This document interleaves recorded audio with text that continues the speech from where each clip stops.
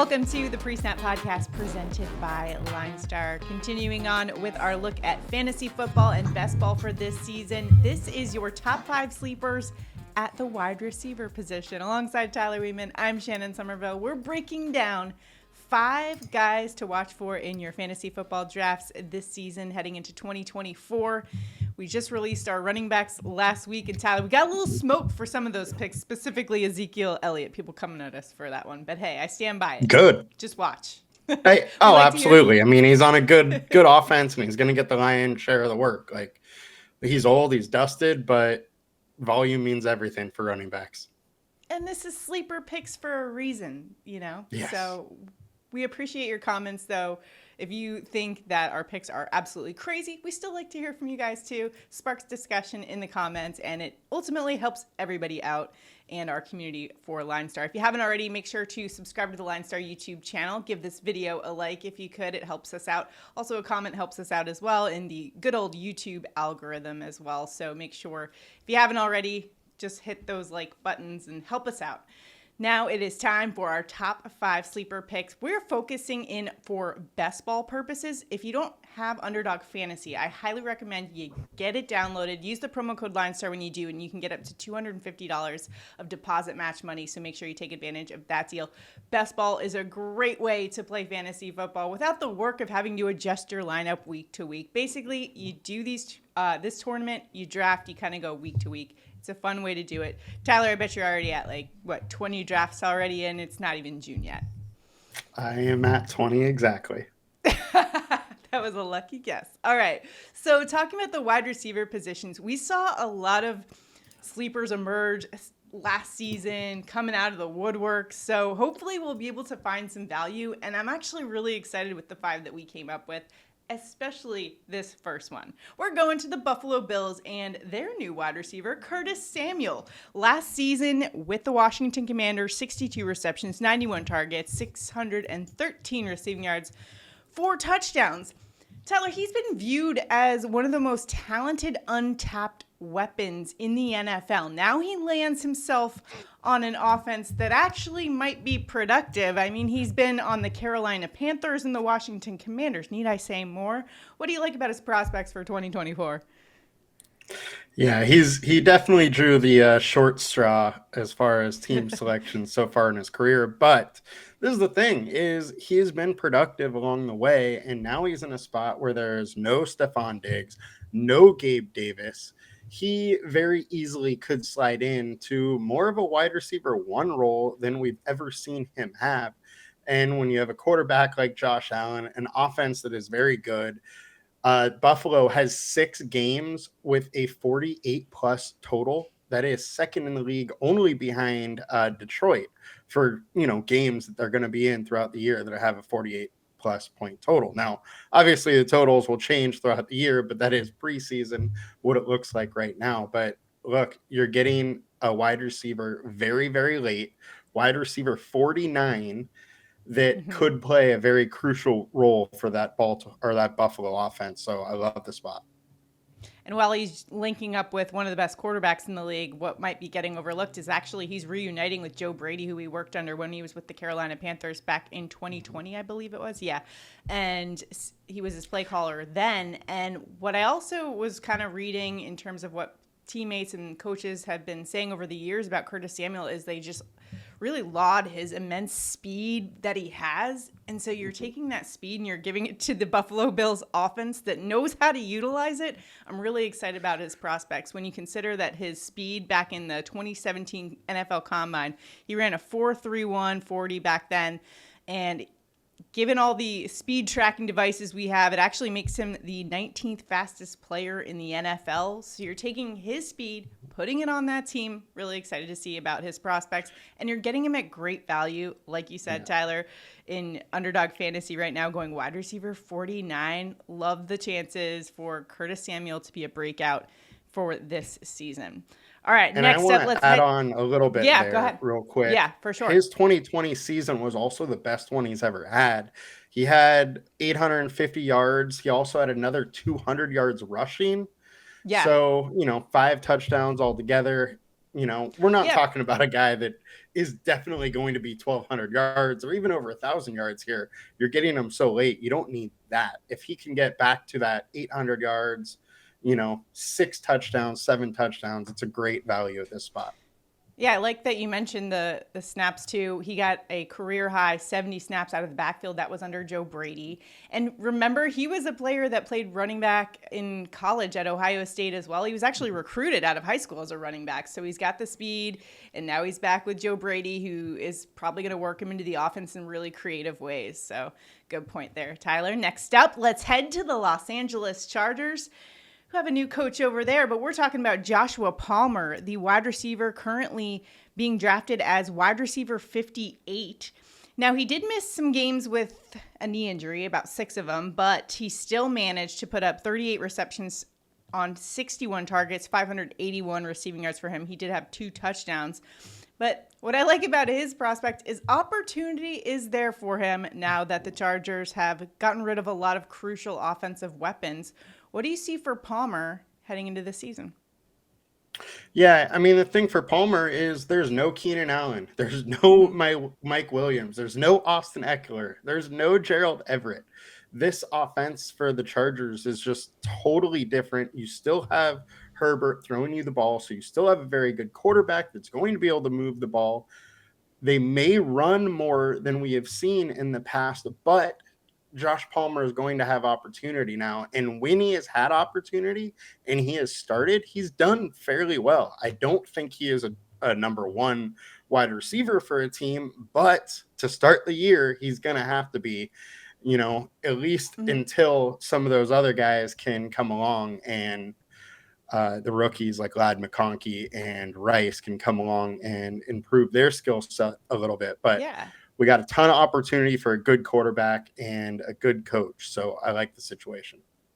Entering the 4th season, so now has that familiarity, especially with Justin Herbert there in that offense. I think he could be a really reliable weapon there for Justin Herbert, especially considering the wide receivers that they got rid of. So a nice pick there, coming in at ADP 123.6. All right, next up, let's head to the Dallas Cowboys and Brandin Cooks. All right, ADP 130.2, wide receiver 60. Last season, maybe underwhelmed toward the beginning of the season. 54 receptions on 81 targets, 657 yards, 8 touchdowns, though. He started slow with the Cowboys, but Tyler, he scored a touchdown in 8 of the last 12 regular season games. So he was producing a little bit towards the second half. Maybe it just took him a couple weeks to get acclimated in Dallas. What do you think? Yeah, it definitely took him a little bit. I mean, he still did well, though, and this is a guy that we've seen routinely get into the 1,000-yard area. Now, I'm not saying that's where he's going to be this season, but look, there's also no Tony Pollard. We talked about Zeke earlier. He is back at the running back spot. Their running game may not work as well as it has in the past, meaning they throw a little bit more, and Brandin Cooks was very productive. And if CeeDee Lamb just regresses a little bit off of that historic season he had last year, then you're talking more work his way, where him and Dak have rapport already. He was productive. He had 8 touchdowns. I like the spot in one of the premier offenses, and the team as a whole has 8 games with 44 plus team total, which is the second in the league. So they're going to be in a lot of games where they need to be scoring. Yeah, I mean, and it's kind of a boomer bust player. You do consider Dallas Cowboys. Dak was really liking to throw to CeeDee Lamb and Jake Ferguson last year, but I like that for the purposes of best ball when you're kind of looking for those spike weeks. I think this is a really good fit, especially where you're getting him in the draft right now. I think it could be some decent value, especially since we did see him a lot in the end zone, especially over the last half of the season. So that was, to me, an indicator of probably some future success. Now that he's acclimated in that offense, could start to see him maybe a little bit more involved. So I absolutely. And I mean, I'm glad you brought up, a best ball situation, because I do like him in best ball way more than I would in, like your friends or family season long fantasy league. Like in those leagues, I don't really love him. It's Yeah. really hard to pick his spike weeks, but where best ball, you don't have to worry about it. I think it's a great pick. All right, next up, let's go to a wide receiver who is dubbed Davante Adams-like. I'm talking about Green Bay Packers' Dontayvion Wicks at ADP 136.8, coming in wide receiver 63 in Underdog Fantasy Best Ball drafts. 39 receptions last season, 58 targets, 581 yards, and 4 touchdowns. But Tyler, he had some weeks where he absolutely popped. He had 290 receiving yard games. Week 18, 61 yards, 2 touchdowns. And recently, PFF, Pro Football Focus, recently named him the secret superstar of the Packers, which is always a good indicator. They've got a lot of underlying metrics to back that up, which I could go into in a second. But what's your overall assessment of Wicks and his prospects for this season? This is my favorite pick on this list. I think Jordan Love likely takes another step forward. Jaden Reed is a very good receiver, but he's not a true number one. He's 5'11", 185 pounds. You have Kristen Watson, who would be the number one, but he's always hurt. Then you have Romeo Doubs, who is just kind of meh. He's decent. He does a lot of good things, right? But he's not going to be any type of difference maker on the team. Then you have Wicks, who's 6'1", 215. He has 2.07 yards per route run, which is 24th in the league. 93% true catch rate, 28th in the league, and the quarterback rating for Love when throwing to Wicks, 115.7, which ranks 13th best in the league. So he's going to have opportunities. There's a lot of pass to him getting more playing time, even if he doesn't play himself into that playing time. You're getting him really late. And Green Bay has 5 games with a 48-plus total, 7 games with a 44-plus total, which is tied for third in the league. So I think there's opportunity. You're on a good offense, in good game scripts, and there's a lot of paths to his success. Yeah, I love this pick here for a number of different reasons. But one of the things we saw with Wicks last season was he's an incredible route runner. That's one of the things Jordan Love praised about him, and that was causing him to get so much separation against defenders and have that incredible catch numbers. But also he was actually, I'm going to read you this stat from Pro Football Focus.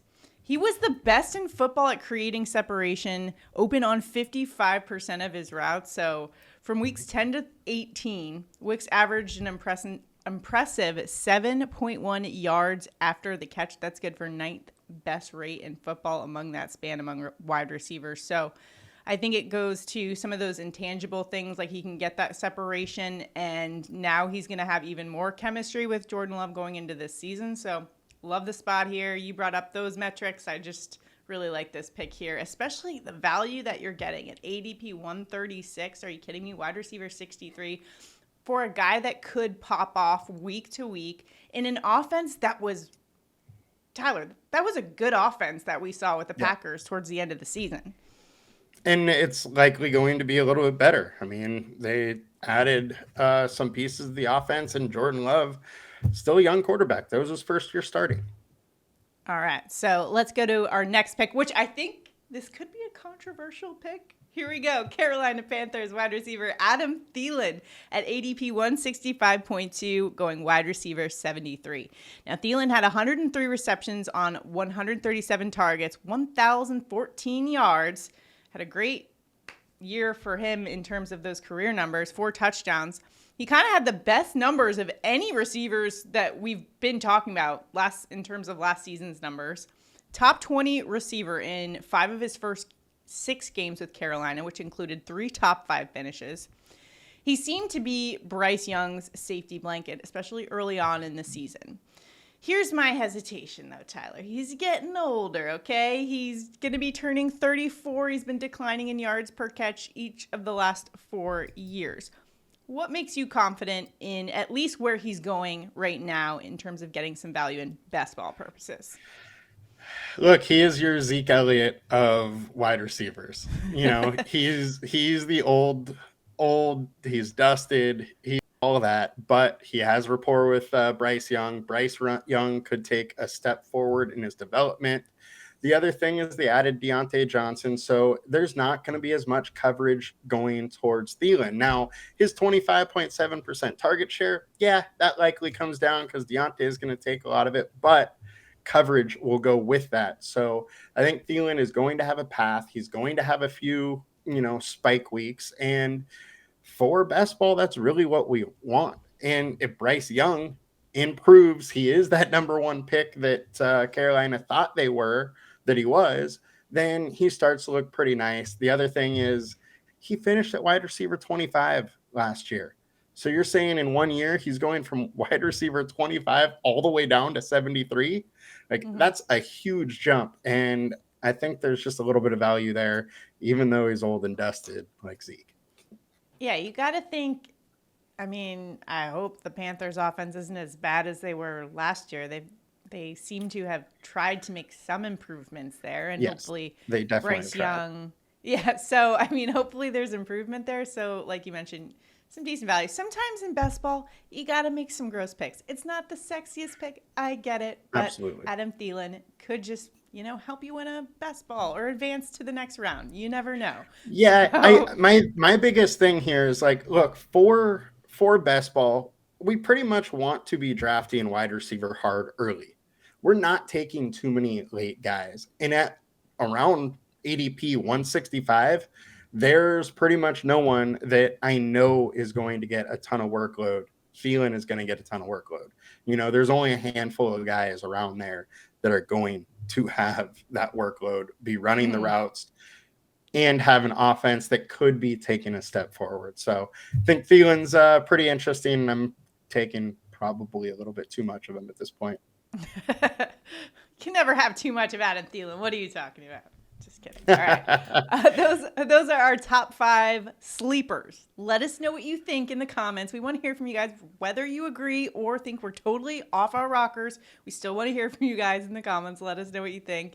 And coming to LineStar, I don't know if I'm supposed to reveal this, but I'm going to anyways. We are working on some special features that are in the works specifically for you guys that are playing best ball. So putting that out there. Make sure to stay tuned to the LineStar YouTube show. Might be a chance it's coming out next week. Woohoo! Oh man, we got a lot of the start of it. The start of the rollout. All right, well, let's go here. Check out the LineStar app if you haven't already. It's a great tool that'll help you in DFS and prop betting. LineStarApp.com. Go check it out. And if you use the promo code LineStar when you first download Underdog Fantasy, you can get 1 free month of LineStar. So if you're just looking to test it out, perfect way to do that as well. Make sure to like this video, subscribe to the channel, comment below. Hope you guys enjoyed our sleepers video for wide receiver. We'll see you guys next time. Have a good one. Good luck, guys. Bye.